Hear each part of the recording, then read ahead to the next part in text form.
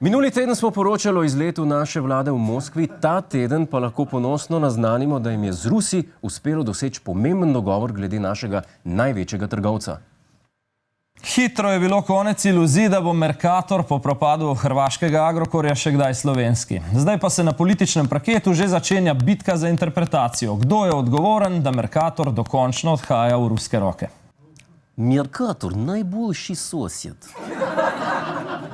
Ker naš največji trgovec prehaja v ruske roke, bodo tudi Mercatorjeve trgovine narejene v ruskem stilu.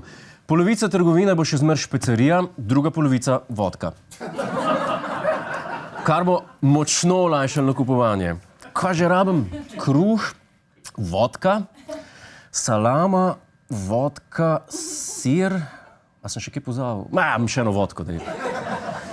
Poleg ogromnih količin žganih pijač bodo nova značilnost Mercatorjevih trgovin tudi dolge vrste za kruh, ki ga bodo prodajali le v blihih dnevih.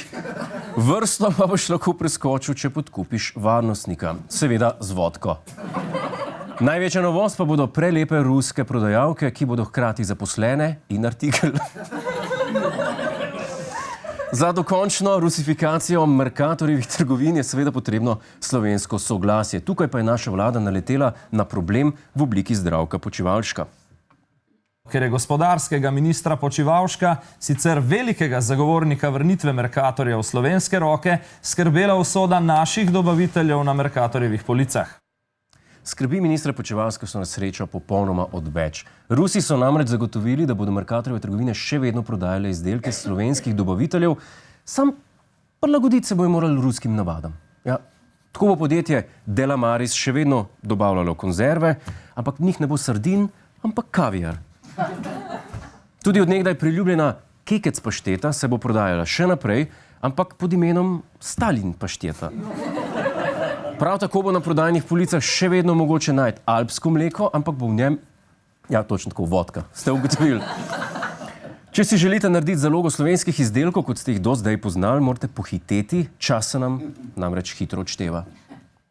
Počivalšek računa, da bo Mercator ruski za novo leto ali najkasneje na pomlad, morda pa istočasno tudi že prodan nekomu tretjemu.